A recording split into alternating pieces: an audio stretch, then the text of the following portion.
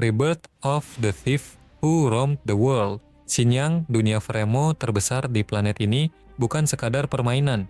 Ia adalah dunia kedua bagi umat manusia. Ekonomi dunia nyata telah menyatu sepenuhnya dengan ekosistem digital ini, di mana korporasi raksasa dan individu mempertaruhkan segalanya demi mencari peruntungan.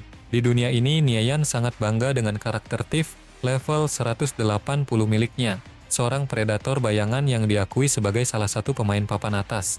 Namun, hanya itulah satu-satunya kebanggaan yang ia miliki. Hidupnya hancur dan suram akibat kekejaman musuh ayahnya. Dalam keputusasaan, ia memutuskan untuk menghabisi musuhnya secara langsung. Tak lama setelah peluru menembus tubuhnya, ia terkapar sekarat. Tapi maut bukanlah akhir. Saat membuka mata, ia menyadari dirinya telah bereinkarnasi ke masa lalu.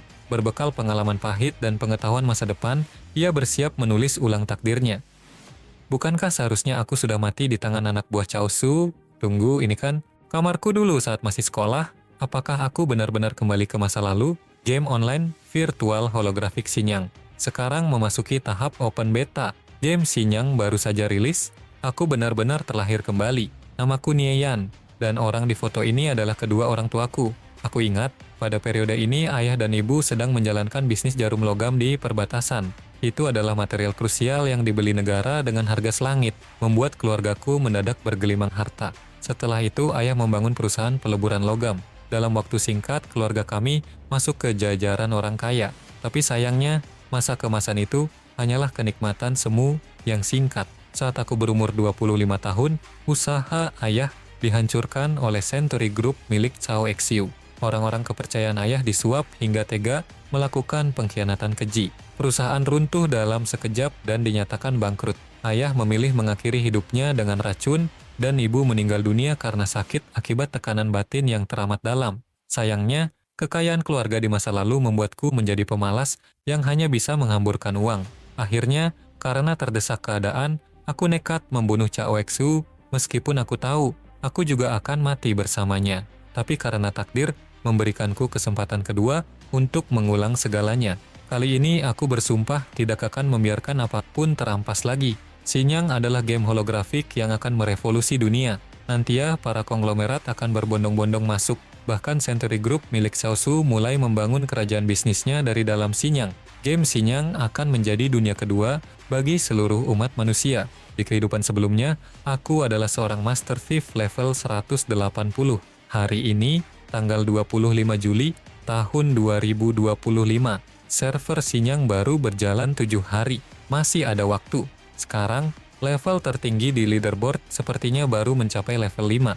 Dengan ingatan dan pengetahuan dari masa depan, aku pasti bisa melampaui mereka semua. Inilah momentum terbaik untuk membalikan keadaan. Seingatku, saat ini aku masih memiliki sedikit tabungan. Jumlahnya sudah cukup untuk membeli VR helmet yang paling murah. Tunggu pembalasanku, Cao Su. Kau telah membuatku kehilangan segalanya. Kali ini akulah yang akan mengendalikan nasibku sendiri. Meskipun aku terlambat 7 hari dibanding pemain lain, tapi aku yang terlahir kembali ini akan melampaui siapapun dengan mudah dan memuncaki dunia.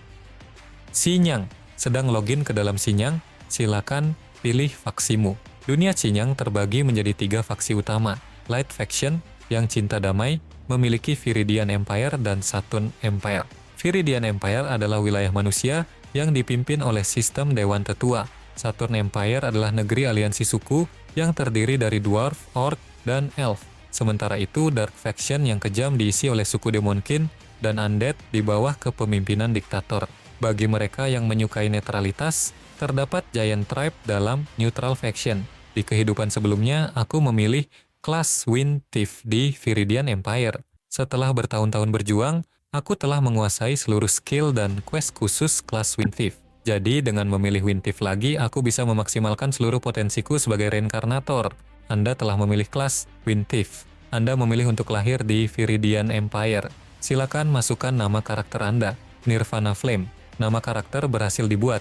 Karakter Nirvana Flame selesai dibentuk. Memasuki dunia permainan. Viridian Empire, kota Kalore.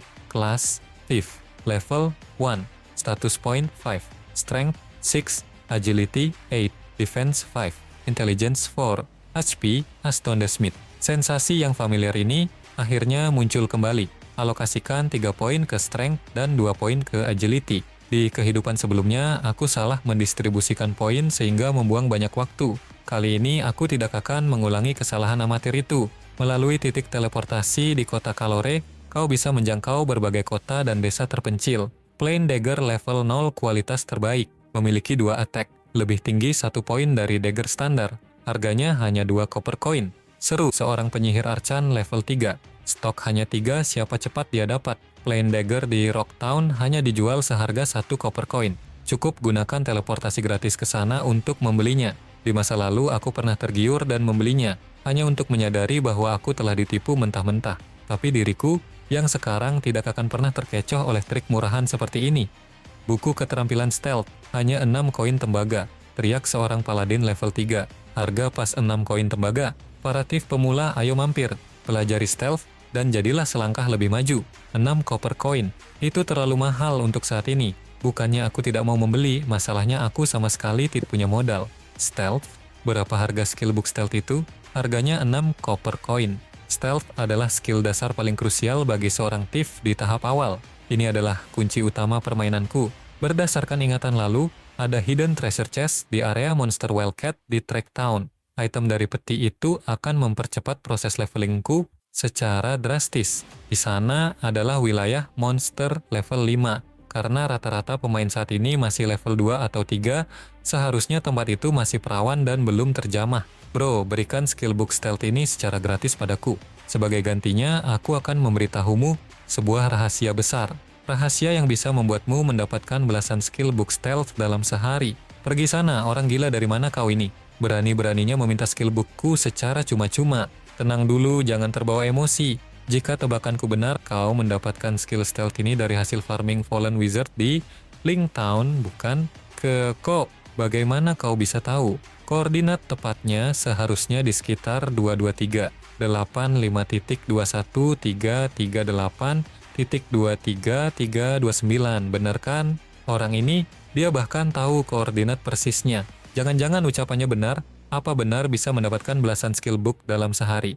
Bagaimana dia bisa tahu, padahal dia masih level 0? Sial, oke, aku setuju. Hanya 1 skill book stealth, kan? Aku bisa farming 3 buku sehari, jadi yang ini untukmu. Anda melakukan transaksi item dengan player. Nirvana Flame, player Flying Stone, telah menyerahkan sebuah item kepada Anda. Oke, pilihan yang cerdas, bro. Dengar baik-baik. Pergilah ke koordinat 2238, 5.2133, 8.23329 untuk farming Fallen Wizard. Tempat itu berdekatan dengan perkemahan utama mereka. Dalam sehari kau bisa mendapatkan belasan drop skill book stealth di sana. Bro, kalau begitu aku akan langsung mengeceknya sekarang. Semoga beruntung. Oh iya, Fallen Wizard juga menjatuhkan skill Night Owl Perception. Jika kau mendapatkan lebih dari 1, jangan lupa kasih aku 1 ya. Tenang saja, asalkan informasimu akurat, aku akan segera mengirimkannya padamu begitu skill itu drop. Karena skill stealth sudah di tangan, waktunya aku bergerak untuk mencari dan membuka hidden treasure chest itu. Kota Trake. Anda telah mempelajari skill stealth, memasuki mode penyamaran, menyembunyikan aura dan keberadaan dari pandangan.